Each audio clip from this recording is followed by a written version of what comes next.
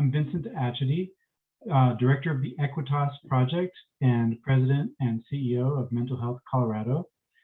The Equitas Project is our national initiative to disentangle mental health and criminal justice. Thank you all so much for joining our virtual conference series on mental health, excessive sentencing, and the death penalty. This conference, hosted by the Equitas Project and the Eighth Amendment Project, offers 60-minute panels each day of the week this week to explore the intersection of mental health, excessive sentencing, and the death penalty. We'll cover a variety of interesting topics, and each day's panels are being recorded and will remain available on our website in case you miss one or want to share them. Later in the week, we'll be screening and discussing the documentary Too Ill to Execute. I just wanted to make some observations. Among the nations of the world that Americans generally hold to be our peer nations, the US is unique in our persistent use of excessive sentencing and the death penalty. We hope that as you join us for each of the panels that we've assembled, you'll consider the 360-degree impact of our nation's attachment to torturous or nearly torturous punishment, inequitably administered, on the mental health of everyone involved, not just the individuals facing excessive sentencing, but also the jurors, corrections officers, prosecutors, defense attorneys, judges, mental health providers, advocates for social change, political actors, taxpayers, and all our children who so fervently want to believe and trust that ours is a just and humane nation. None of us who have our eyes open to the status quo of our system can experience the well-being to which we should aspire. Before we get started, I want to thank Sarah McGee from TASME and Stephanie Fauché from the Eighth Amendment Project, who've been indispensable to assembling our panels this week and great planning partners. I also want to thank Emma Troughton and Adam Goss from the Equitas Project. I want to acknowledge the very generous support for the Equitas Project from the David and Laura Mirage Foundation. All of our advocacy work here in Colorado and around the country is possible only thanks to the generosity of you all, our partners and allies. Thank you for your donations. So with that, it's my pleasure to introduce our next session, which is how mental health information can be used in resentencing and in challenging conditions of confinement.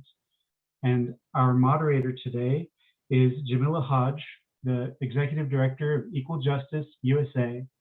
We're so pleased to have you with us here today, Jamila. Jamila's had an incredible career in criminal justice related activities, including at the Vera Institute as an assistant U.S. attorney in DC, and at one point as an advisor in criminal justice reform to then Vice President Joe Biden. Thanks, Jamila. And thank you all for joining us. Jamila will introduce the rest of you, and I'm going to go off screen for the course of the panel. Oh, and to those who are participating, please ask questions in the Q&A section. And as time allows, as the panel goes on, Jamila and the panelists will have a look in there and answer whatever they can. So thank you all. It's all yours. Thank you so much, Vincent. And everyone calls me Jami, so I go by Jami. No worries, no worries. And so excited about the conversation that we're going to have today. Just as Vincent laid out in his introductory remarks, this topic is incredibly important and incredibly timely when we have nearly 40% of people in prison with a diagnosed mental illness, and more than 40% when we look at our local jails. We know that these are issues that have far-reaching implications. And I don't think we could have a better group today to talk about it. I'm so excited to be able to introduce you to our panelists.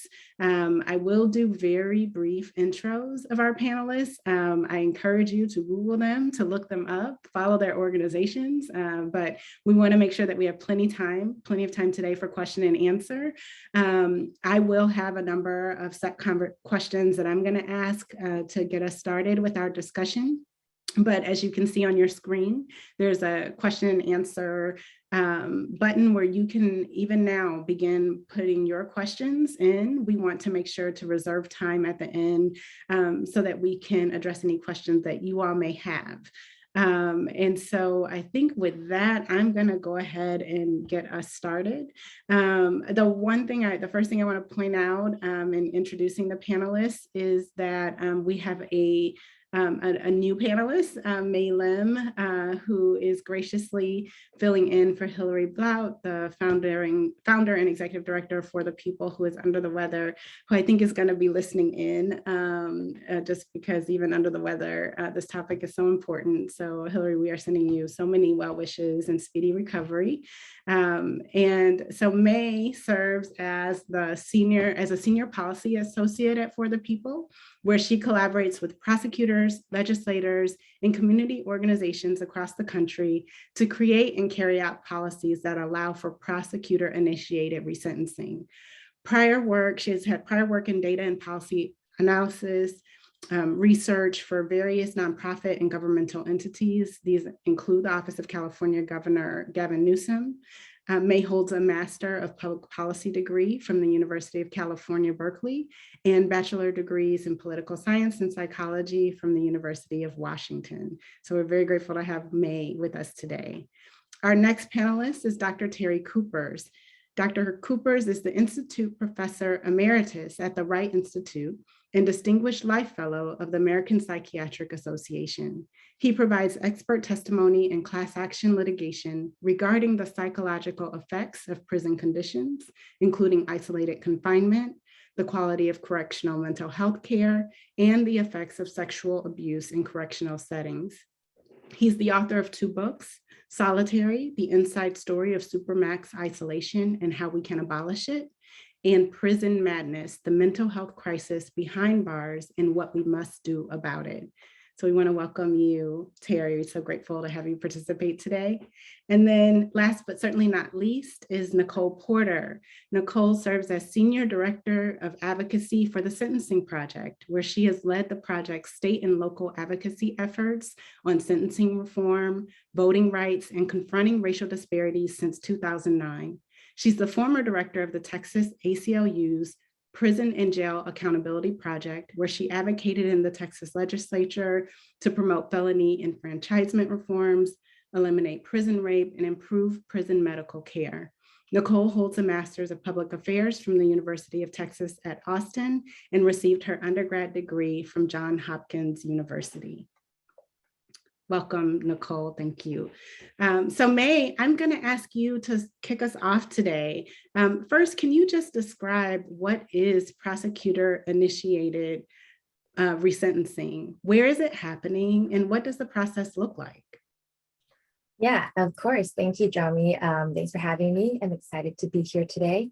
I am standing in for my boss, Hillary Blount, as Jami mentioned. So Hillary is a former prosecutor who she first conceptualized and secured the passage of AB 2942 in 2018. So that is the nation's first prosecutor-initiated resentencing, or PIR law.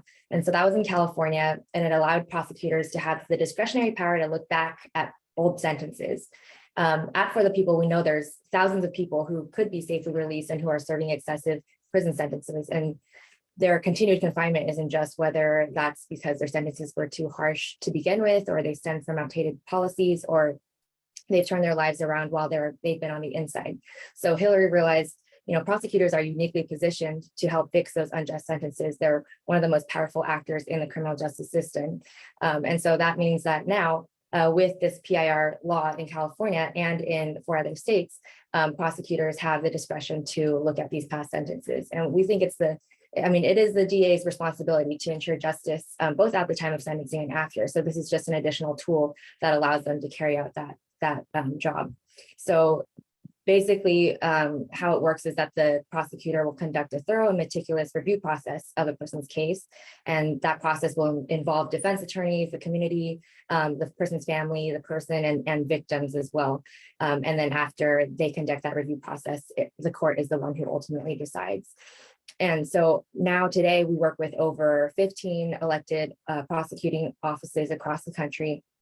to implement PIR to help evaluate cases and help bring people safely home. And then we've also started implementing this system nationwide. So we've helped pass laws in other states. I mentioned there's 4 other states: Washington, Oregon, Illinois, and Louisiana. And across the country, hundreds of people have returned home through PIR, and we've recovered more than 1,000 needless years behind bars, with hundreds more cases under review. Thank you, May. That work is so incredibly important. We hear a lot about efforts for reform on the front end, right? Like the decisions prosecutors make in terms of charging and things like diversion. But it's really important to know that for the people is out there recognizing that we can't just look forward, we have to go back. And so I really appreciate the work that you're doing. May, is mental health information currently used in the process? Yeah, it is. So we see that mental health is a continuous thread in all the cases we work with, starting from people's mitigating circumstances before they're even incarcerated and going all the way to when they're resentenced and released and reentering society. So when we review cases to support DAs with their evaluating of cases, we look really closely at the person's case history and the trajectory of change and rehabilitation. And as my fellow panelists will know, it's very common to see an incarcerated person with some circumstance that was a contributing factor to why they are incarcerated today. So whether that's the absence of a suitable guardian, or substance dependence issues, or financial hardship. And oftentimes those issues are all intertwined with one another and with mental health. And as we delve into the conversation, I just wanted to also frame that having a mental illness does not make someone more prone to committing a crime. And in fact, people with mental illnesses are often the victim, more likely to be the victim than the perpetrator of the crime. But when someone does have a mental illness, it's really important to acknowledge and address that during the time of sentencing, during the time of resentencing, and during the time of release. And so when we are going through the cases, we not only take it into account in presenting the case to the DA and to the court, and considering whether this person had a certain circumstance that they were dealing with when they were incarcerated to begin with, but we also want to make sure that it's a really important thread when they come out and are reentering society. So the DA usually works with a community-based organization to develop a really strong reentry plan for the person. We often hear about people with PTSD coming out, and moments when they are on the street and they're hearing a lot of traffic around them, and there are people yelling and there's buses, and that kind of triggers responses where they feel that they're back in prison and about to be attacked or something like that. And so responses like that, we stories like that make it really clear that we need to have really strong supports in place for people dealing with that. On top of that, they're dealing with using technology for the first time, getting a job with a record, for some people dealing with immigration issues. And it's really overwhelming and anxiety inducing, even for people who don't have formal mental health diagnoses. And so we just want to make sure that everyone has a really strong support plan in place. And so I'll just end with one example of someone who we have resentenced and released. His name is Dean Thomas. He's affectionately known as the Birdman among people who are that he was incarcerated with. And that's because he would mend the wings of the birds in the prison yard. And that's actually one of the ways that he was able to rehabilitate. He found that helping animals was one way that he could find a way to rehabilitate, along with self-talk meditation. He also, so before he was incarcerated, he had undiagnosed depression, and he self-medicated with substances from the age of 12. And so when he entered prison, he was able to finally get the mental health resources that he had never gotten. He was diagnosed. He now has regular treatment and therapy. He goes to NAAA meetings. He also has regular medication and helps animals, has his self-talk meditation. So now he was released after 18 years in 2020. He's almost 60 years now. And he continues to go back to the prison to mend the wings of the birds outside. And he had a really robust reentry plan in place. And so now we see that he's doing great. He's a mechanic, living with his mom, and they're able to support each other in that way. Thank you, May. We really appreciate just hearing Birdman's story. Thank you for sharing that. Nicole, I'd like to bring you into the discussion. So, it probably isn't surprising to most people that not every prosecutor is, excited about resentencing efforts, and that there may be many who are even hostile to these efforts. What are ways that, just given your extensive background in advocacy, what are some of the ways to push this particular tool, and ways to consider mental health in the process? And I thank you so much, Jami, and it's great to be on a panel with you, May and Terry, and looking forward to learning from you all this afternoon. So, we are in the middle right now of expanding advocacy tools and responses to the mass incarceration era that's dominated criminal legal responses for the last 50 years or so. So where we are now in terms of prosecutor initiated reforms, prosecutor initiated resentencing reviews is a part of an effort to repair the harms of mass incarceration that has led to a 700% growth in the nation's incarceration rate from the early 70s to 2009 when the prison population peaked. And over the last 10 years, there has been some modest decline by about 11%, but it nowhere near meets the spirit of what needs to happen to decarcerate, to reduce the scale of imprisonment in the United States. Given where the United States sits internationally, our rate of incarceration is a stain on this nation's democracy, and to repair the harms, not just of people who've been disappeared, but their families and communities left behind. So there are efforts building on what May shared around prosecutor-initiated resentencing efforts to expand tools to revisit the two long sentences, the extreme sentences that dominate the United States criminal legal system. In addition to prosecutor-initiated resentencing, there should be second look provisions to allow for individuals to apply for resentencing to the sentencing court or the qualifying court that would allow for a resentence review for individuals who meet a term of years. There have been second look provisions introduced in a range of states, from Maryland to Minnesota to New York. I know that May and her colleagues at For the People have helped to anchor some of those conversations. And what needs to happen is in every state, similar conversations need to happen, and that infrastructure is there with the legislatures that are looking for new norms to set around criminal legal policy making, and will hopefully be motivated by discussions like this one and efforts to get the word out that there are intentional tools, there are political remedies, legislative remedies to revisit the harms associated with mass incarceration.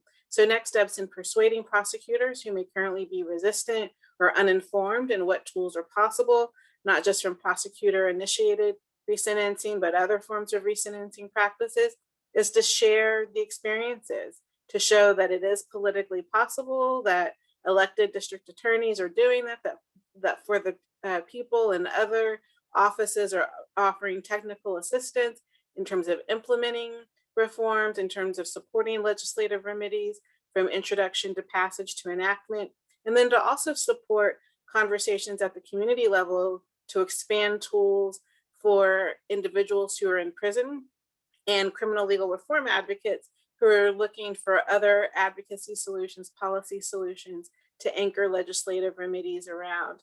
And expanding resentencing conversations, not just from prosecutor-initiated resentencing measures, but broader resentencing efforts that could be started by individuals who are in prison or their legal advocates, could also round out a toolbox for revisiting the two extreme sentencing that dominates the US criminal legal system.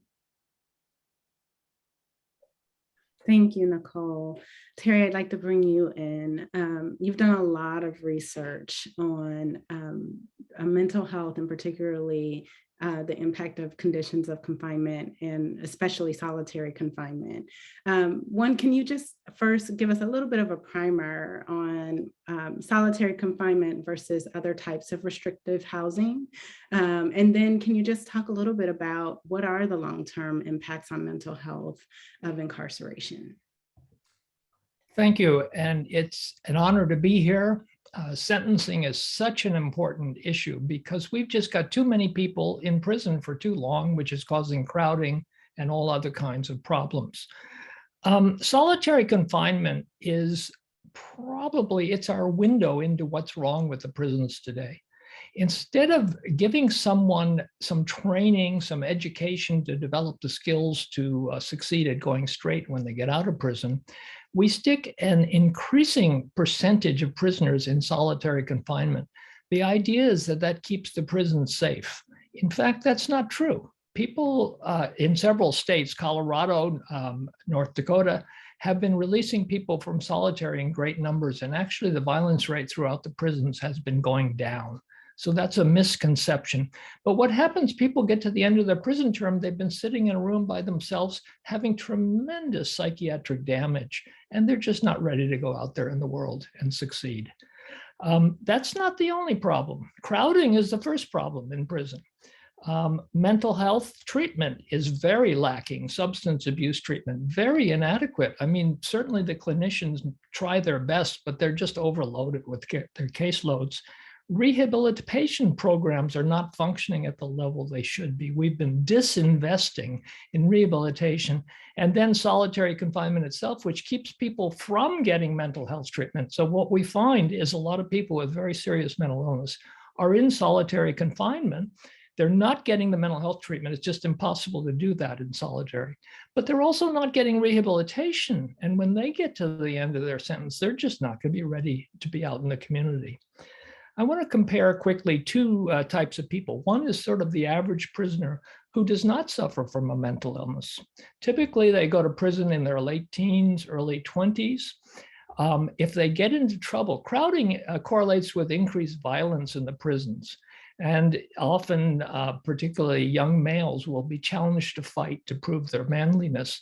Then they will be caught by the officers and given a ticket and sent to solitary for fighting, which is practically impossible to avoid. In solitary, they're not going to get the rehabilitation and education they need. And what's going to happen is their recidivism rate is going to rise because of that. Now, in the same situation, consider someone with an illness like schizophrenia. And there are 40% recognized people with 40% of prisoners have a recognized mental illness. Much larger proportion of the prisoners have an unrecognized mental illness, usually related to massive traumas in their background. In the community, someone with schizophrenia, our goal in psychiatry is to recognize them early diagnosis, intensive treatment up front, and that correlates with a much better outcome. And then programs all through their life, social rehabilitation programs, which help them live the highest quality life they can. And we're very successful with the newer psychotropic drugs and such, helping people live a relatively normal life. Take that same person and put him in a prison at 19 or 22. He is going to be forced to fight. He's probably going to be victimized. He's probably going to be sexually propositioned, if not raped. He is probably going to get into disciplinary trouble, and he's probably going to go to the hole or solitary confinement. Solitary confinement has a totally geometrically multiplied damaging effect on people with mental illness. So his mental illness is going to get much worse. When he gets out, he is going to have a much worse prognosis for his illness and a much higher recidivism rate. There is a stigma associated with mental illness, which is entirely wrong, and that is mental illness is correlated with violence. That's untrue. The statistics don't go that way. There is no correlation between mental illness and violence. What there is a group of people, and they're a small part of the population, who are not adequately treated. And then they get into trouble with psychiatric flare-ups. And some of them get involved in violent episodes. Now, those are the people who make the headlines, and there comes the stigma of mental illness and violence. But the truth is, for the entire population of people with mental illness, they're more likely the victim than the perpetrator of violence. I want to just mention race, which is extremely important. I know the Sentencing Project has done a lot of work on this. At every level, racism magnifies the problem. We all know that Black people and other people of color are arrested more often, tried more often, convicted, given the longer sentences. A large majority of 3-strike sentences go to Black individuals. In prison, what's less known is they're also less likely to receive mental health treatment, more likely to be identified as a bad actor, as a troublemaker, more likely to be disciplined and sent to solitary. That, for people with mental illness, is going to make their prognosis worse and their recidivism much worse.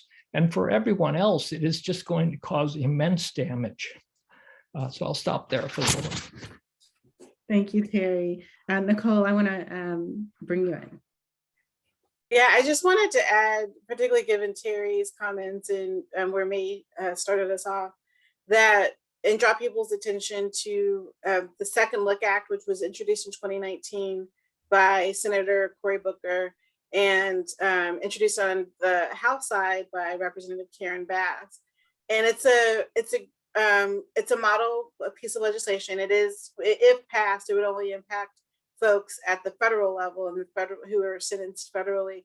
But I think it is a good starting place for legislative frameworks and for people to consider at the state level as well, particularly because in establishing second look provisions, whether prosecutor initiated resentencing ones or other second look frameworks that could be started by the person in prison, there are a range of factors that would be considered in the second look resentencing as part of the second look resentencing process.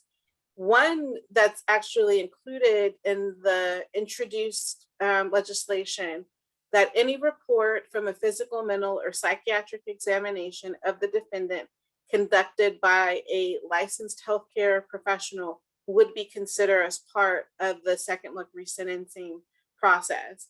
So as the folks in the audience and other advocates or practitioners are considering second look the sentencing processes, whether or not prosecutor initiated, but prosecutor offices can establish themselves, or codifying it through statute, through legislative measures. There's introduced legislation at the federal level, and then May highlighted several states where For the People have worked to get in legislation introduced, that this could be a provision actually integrated into the second look code to govern processes and considering mental health and related mental health issues as part of the resentencing process. So I just wanted to make sure folks in the audience were aware of that, and that they should look to the Booker bill that was introduced in 2019. So it's currently not in the current, it hasn't been introduced in the current Congress, but it is a good place to start in terms of model legislation.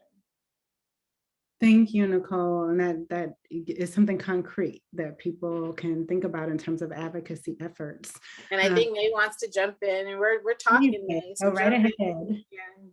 Yeah, I wanted to add on to what Nicole was saying, that in California last year, AB 124 was passed, which requires the prosecutor during plea negotiations to consider a person's psychological, physical, or childhood trauma when they at the Commission of Defense if they were a victim of intimate partner violence or human trafficking. So there's also legislation that has been passed in states that has the same idea that Nicole was talking about. Terry, I'd like to, so these are two great concrete examples of how this information can be used in getting people released or being considered in sentencing to maybe not go in. How do you have any thoughts about how do we get that information, that important information, in the hands where it can be used for these efforts? And what are some of the challenges to making sure that information is known? Well, you know, the first problem is that the public is not interested. What goes on in prison is secret. Lock them up and throw away the key is exactly that. Throw those people away. They're throwaway people. A huge number of people with serious mental illness are in prison. The racial disproportion in prison is phenomenal. There's close to 50% Black individuals in prison, and another 20% Latinx. And people forget about them. So the first point is education. We should make it part of the public discussion. What goes on in prison, what doesn't go on in prison, like rehabilitation and education, and what the damage is. And that should be part of the public discussion. Another thing crucial to resentencing is that the person we see now, after 10 or 20, or I've seen people with 50 or 60 years in prison, is entirely different than the person who committed the crime, if they committed the crime. A lot of them pled guilty to get out of a longer sentence. So we have to make the point that these individuals, I meet many, many people like this, they were arrested at 14, involved in gangs and drugs, and went to prison for possibly a short sentence, which got lengthened because of subsequent crimes. And I meet them when they're 30 or 40. And they share with me the perception that that kid who got into trouble was totally an idiot. He was just foolish to have done the awful things he did. They're very remorseful. Almost every single person I've met, they've gotten their GED, high school equivalency. Many have taken college courses. They're writing, they're studying everything they can possibly study. They're mentoring younger kids in prison, and they're in touch with their families and loved ones, and they're really regretting what happened way back then. Entirely a different person. I'm very interested in the life trajectory of prisoners, and we know some very strong facts from science. One is, if you draw a graph of the rate of crime, the rate of violence, and the rate of substance abuse and mental breakdown, here's what you'll find. You draw a little graph. In the mid-teens, the rate of all those things will start rising precipitously. So 15, 16, 17, we're going to see more and more crime, drug use, mental breakdown. Going into the 20s, the curve peaks in the mid-20s, say 25, 26, and then starts falling precipitously. So people who, for instance, are involved in gangs, they're involved in gangs for an average of 2 or 3 years, and it's when they were late teens and early 20s. By the 30s, the rate of all of these things has fallen quite precipitously. However, there's a group of people who are in prison for 75 to life or life without parole, and they're just stuck there. Those are different people than the ones that committed the crime. They're way past the point where they pose a damage to society. So we need to think about that. There's also very strong research that as people get older, they're much less inclined to crime and violence. There's a stigma about the heinous criminal, the super predator, the worst of the worst who are sent to solitary confinement. I find that stigma to be totally fabricated and ridiculous. I go into solitary confinement units all the time. I find a mix of people. Some are smarter and some not so smart. Some are kinder and empathic, and some more self-centered, just like out here in the community. There is a mix of people that I call ordinary. They're far from super predators or the worst of the worst. However, with their long prison sentence, because of the harm of the crowding and the increased violence that goes with crowding, the harm of not having opportunities to grow because the rehabilitation programs fall short, and spending time in solitary confinement. There's research showing that in the year after being released from prison, people who have spent time in solitary confinement are going to have a much higher morbidity rate the 1 year after they're released from prison. So for all of these reasons, it makes no sense to have these extremely long sentences. Society is not safer. And the people who are in prison are severely damaged by all of these things.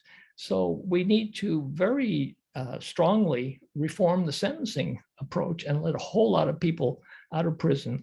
In mental health, there's a very strong drive in all of psychiatry to divert people to have alternatives to carceral settings. And that is using a behavioral health court to divert people into community programs, which have a much better success rate in mental health and substance abuse than anything going on in jails and prisons. So we need to move more and more in that direction, do everything we can to reduce the number of people behind bars and reduce the length of time. Thank you, Terry. I think that point just, it sort of brought to mind my own experience as a prosecutor. You do see, there's a mental health court in the court I practice in DC, but it only was for very low level offenses, which is what we find, often when these efforts exist. So, we also are going to have to reckon with things like violence and having better approaches to violence.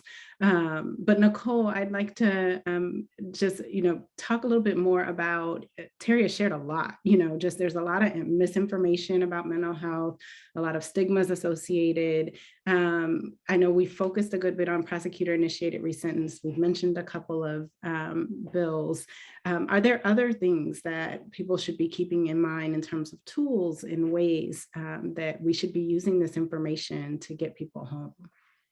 Yeah, and I think, this conversation is part of one that's been happening for the last 30 years or so, that has been anchoring a reorientation of norms around sentencing and responses to crime. That's anchored by many of the people on the call. There's close to 200 people on the call this afternoon who are, taking in the information and clearly wanted to spend part of their day listening to us talk in dialogue around, prosecutor initiated resentencing and other post-conviction remedies, and then also intentional remedies targeted to defendants and justice-involved individuals who might be living with the mental health issue. So I think understanding where we are, that this is a part of an ongoing conversation that's been working to counter a mass incarceration and develop remedies and pathways towards decarceration is part of work that needs to continue and is part of the ongoing conversation that we've been doing. Building off of what Terry shared, there are a range of other post-conviction remedies that could be a part of the toolbox. Ones that should take into consideration health factors, including mental health diagnoses. There are a range of medical and compassionate release provisions at the federal level and within states. In some states, there's been efforts to expand compassionate release or medical parole. These would be early release policies for defendants, for people in prison who meet certain criteria and could be released to the community. To your point, Jami, around, and building off of your comments too, Terry, around behavioral courts that could help divert people. Those are good starting places. They should be centering practices around diverting people who would be otherwise bound for prison. So rather than expand the net of people who are justice involved, consolidating capacity and diversion remedies towards persons with low level charges who otherwise wouldn't be subjected to incarceration or imprisonment. The specialty courts, behavioral courts are just an extension, would have just contributed to extending or expanding the criminal legal system. As long as the specialty courts are focused on diversion plans for people who would otherwise be bound for prison, those would be continuing decarceration strategies within states and in the federal courts as well. Again, expanding post-conviction remedies. So we talked about second look, prosecutor-initiated resentencing, other forms of resentencing remedies. There's also at the sentencing phase, creating pathways for judges to depart from mandatory minimum sentences after the consideration of mitigating factors, including health and behavioral health diagnoses. So, I mentioned earlier that as part of the Booker bill, and May mentioned that as part the legislation that was adopted in California, there are specific provisions that govern the consideration of behavioral health diagnoses at the sentencing phase. Once a person has agreed to a plea deal, or once a person has been convicted by a jury, judges should, as practitioners, as legal practitioners who are weighing the balance of public safety and other considerations of the state, should have in their toolbox what we call a safety valve, or the ability to depart from mandatory minimum sentences or truth in sentencing requirements. In many states, that's an 85% time served requirement. And the problem is not necessarily the 85% time served requirement. The problem is that the term of years that many individuals are subjected to is so excessive. 25-year mandatory time served, 35-year mandatory time served, and many defendants in states like Missouri and Tennessee are required to serve 85% of their sentence. So if judges were allowed to depart from those mandatory time served requirements at the time of sentencing, taking into consideration behavioral health, then that would also contribute to an additional tool in the decarceration toolbox. Thank you, Nicole. My next question actually touches on one of the questions that I see in our Q&A, and I do want to encourage our participants to please get your questions in. And Terry alluded to this in the beginning, that a big part of this problem is what the willingness of the people to do something different other than incarceration. And so, while there's going to be a whole panel on this tomorrow about narrative shifting and storytelling, I'd love to start with you, and would love for Terry and Nicole to chime in if they have thoughts as well about what are some of the ways that we can combat the narrative that as right now, we are seeing some increased shootings and homicides. And then what we've seen is the shift back to very carceral and punitive responses as the way to stem these increases. So if, and we know this makes it harder, right, to have the political will for prosecutors who you work with, or prosecutors who may be on the fence and debating, to lean in to these different policy changes. So any thoughts about how do we push back against the regressive narratives? Yeah, I don't have all the answers, but I have some thoughts. I think, well, first of all, I think those narratives in the media, well, there's a lot of competing narratives in the media and a lot of competing data, and no matter what people are experiencing, we can't negate people's experiences, and people are having real experiences of fear and concerns around what they see in the media. So I think that's valid and real. And at the same time, it's also valid and real that there are many people in prison serving excessive sentences whose release would not hurt public safety, and in fact would benefit public safety. We've seen time and time again that people returning to their families and to their communities after serving decades in prison, it actually makes their families and communities stronger, and benefits public safety and redirects vital resources and taxpayer dollars towards communities rather than wasting them on people who no longer need to be there. So I think it's really important to just focus in on those narratives as well and really tell those stories. I told the story of the Birdman. There's also many other stories that you can see on our website, but some folks I wanted to highlight. There's Isaiah Love, he's a reform advocate and computer programmer now. There's Alvin Smith, he volunteers at a church providing showers and food for the homeless. Troy Dunmore works as a drug rehab counselor in San Francisco now. Jose Duran's a union iron worker who volunteers with youth. So there's so many of these stories that we can highlight, and I think it's important to get those out into the media as well. And then the other piece, and I think that's the same for all the second look reforms that Terry and Nicole were mentioning as well. I think for all those, where there's going to be pushback on all these different reforms, but all these different reforms are so important for us to build safer communities and to help fix injustices. So I think using that strategy for all of those is going to be helpful. And the last piece I was just going to say is just being more transparent about, for prosecutor initiated resentencing specifically, being more transparent about the process and the behind the scenes of what that process actually looks like, because I think a lot of people don't realize the the really in-depth and meticulous case review process that goes into it, and all the factors that the DAs and the courts look at. So I think just being more transparent about that, and for DAs to be transparent and vocal about that on their websites and things like that is really helpful as well. Thank you, May. I want to give an opportunity if either Nicole or Terry had any thoughts to chime in. You know, I recognize that people are angry. This is a very angry time. People are dissatisfied with what's going on in our society. The political debates are very raucous. Prisoners and people who break the law are a good person to direct vengeful rage at. That's what's going on.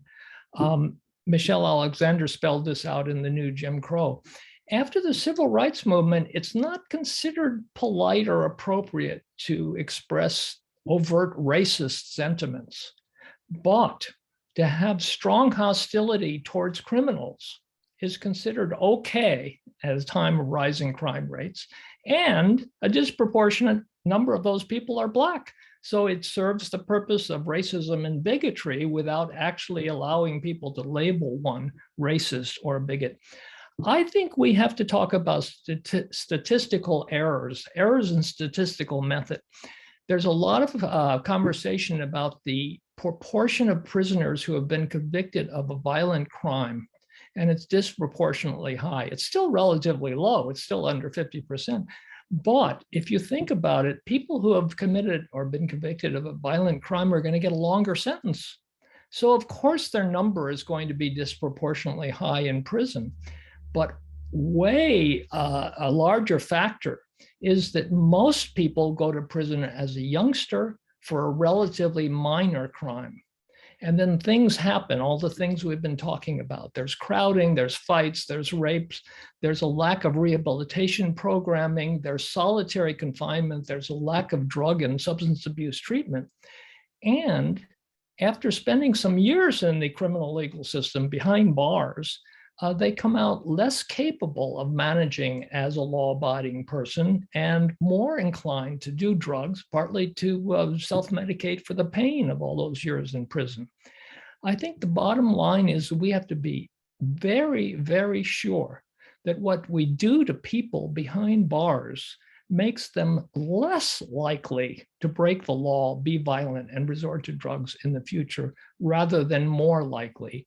Currently, what we are doing in the prisons is making people more likely to fail at going straight in the community. Dittoed all of that, co-sign May's earlier comments as well. You know, there's so much work to be done to get the stories out there. And I think May, you know, what you offered, naming individuals directly impacted by these policies that for the people has helped as a part of that conversation. You know, to your point, Terry, there's such a tendency to dehumanize justice-involved individuals to other them. You know, those aren't our people, those aren't our neighbors, those are other people. And it's so easy for people to assume that, you know, the capacity for that violence is about people over there or about people in a community that they couldn't even imagine being a part of. But that is so untrue in the United States, and it's untrue in other parts of the world as well. But it's very unique to the US, given the way in which justice-involved residents, prisoners are otherized. So to counter that, I think naming directly impacted individuals in the way that May did, understanding that it's not about them, it's about all of us. 600,000 people will be released from prison this year, many of them to the communities that we live in. And so understanding that and supporting community-based conversations that address the harms of mass incarceration, support restorative practices related to justice, related to any harms that neighbors or other justice-involved residents have committed.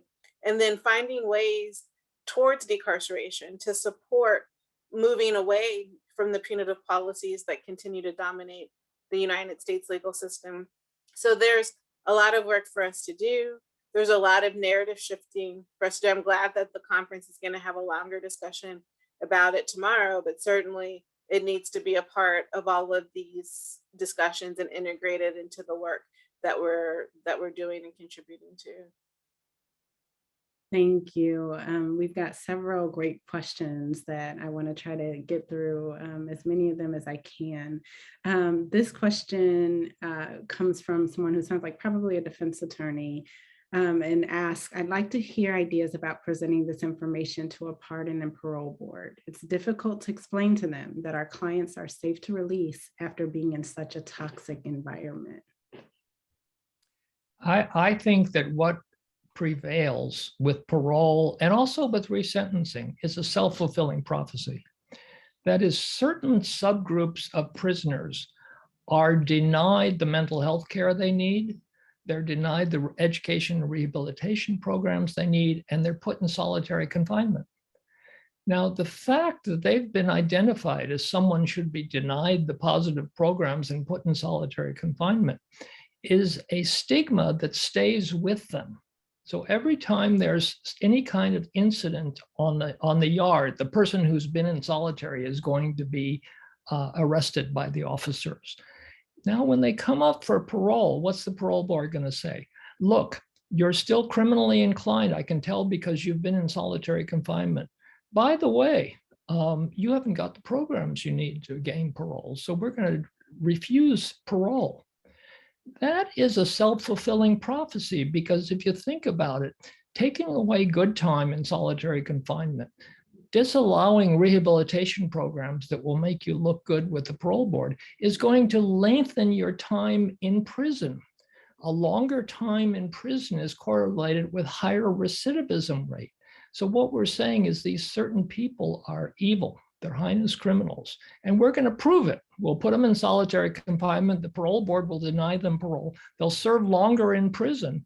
And sure enough, I call this the decimation of life skills. They are going to come out of the experience being really much less capable of succeeding out in the world. They're probably going to get in trouble. And then the people that created the vicious cycle are going to say, see, we told you, this is a bad seed, and he or she deserves to be in prison even longer. I think one thing too, especially if that question came from a defense attorney, to the extent there's capacity for this, there is an evolving body of research around deterrence and the impact of incapacitation on individuals, given the age, life crime curve that Terry highlighted earlier this afternoon. So to the extent that, there's capacity to submit that specific and intentional information to pardon and parole boards, some of it is, it's going to be political. And this is one strategy to address reorienting sentencing practices, is to depoliticize discretionary parole and probation. In pardoning, to create automatic resentencing provisions, or another remedy would be a presumptive parole release standard, codifying that into a state or the federal criminal code, so that there's a presumption towards release once people have met a term of years, once people have aged into a certain category, once people have a diagnosis or some documented medical history that reinforces whether or not they should continue to be in prison and their pathway towards release.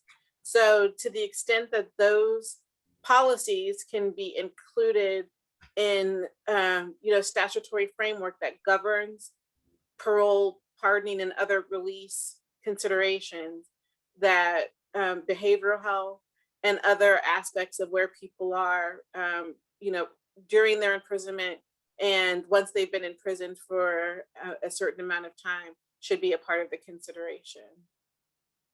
The only thing I wanted to add is that for resentencing decisions, and I guess maybe this can be applied to pardon and parole as well, the the DA will present what I mentioned, a strong reentry plan and relapse prevention plan to the court. And that sometimes will include verification letters of, oh, they've secured housing, they've secured a job, their mom will be providing a room for them or things like that. And that can sometimes help provide a safeguard, I guess, to the people making the decisions, seeing that, wow, they have all these strong supports. And the fact that they have these needs doesn't mean that they should be excluded from consideration, but rather that they should have stronger supports to make sure that they'll be successful.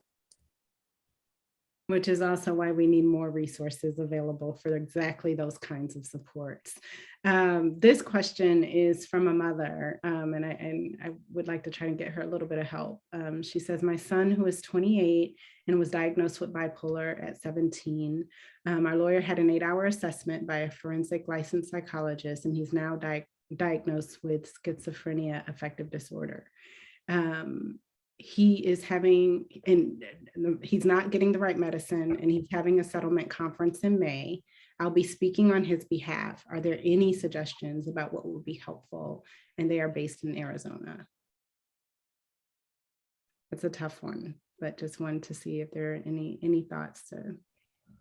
You know, I see this all the time. One of the things that's happening in our society is that it's tougher to get mitigation consideration. I'm not talking about mitigation during sentencing phase. I'm talking about some sympathy for someone with serious mental illness. It's much harder today than 20 years ago to prove either diminished capacity, not guilty by reason of insanity, even incompetence to stand trial. And partly the reason is because the crime metaphor deletes the mental illness metaphor. If a person does something that's criminal, particularly if it's scary to people, involves violence or anything like that, then they forget that the person is suffering from mental illness. So what do we in society think we should do with someone who hears a voice because they're suffering from schizophrenia or schizoaffective, and the voice tells them, go over and hit that guy over there. And they go over and they hit the guy.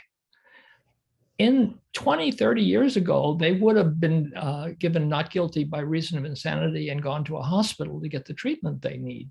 Today, we've changed that. So they're very likely to go to prison. There are 10 times as many people in prison with serious mental illness than there are in our psychiatric hospitals.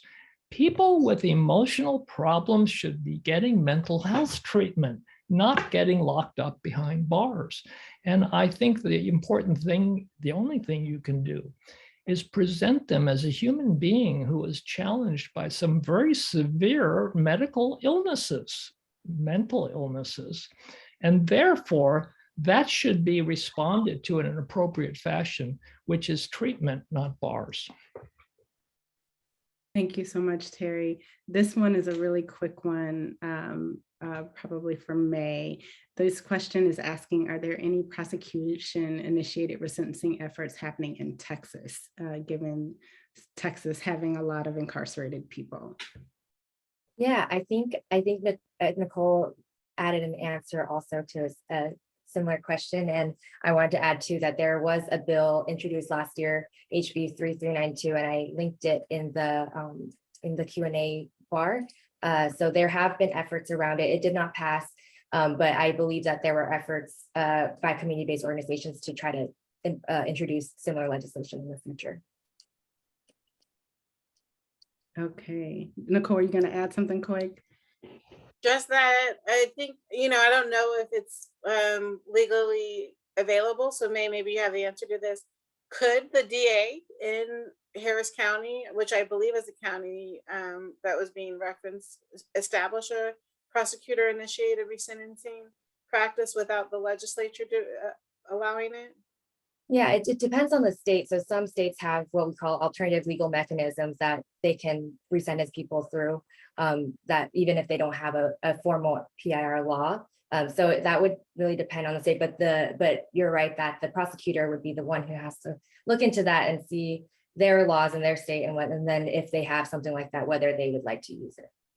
And I know in Harris County, there's some exciting work there being done. So hopefully it is possible, and it's something to at least consider. And if not, if it does have to go through the legislature, well, it would have to go through the legislature to be statewide in Texas. But if it's currently available to the Harris County District Attorney, it might be a conversation to start, to start. Well, we are at time. Thank you, Terry, May, Nicole, just for the time, for the incredible work you each do beyond these spaces.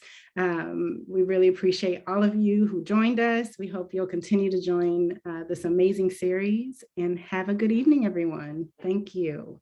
Thank you, Johnny. Thank you.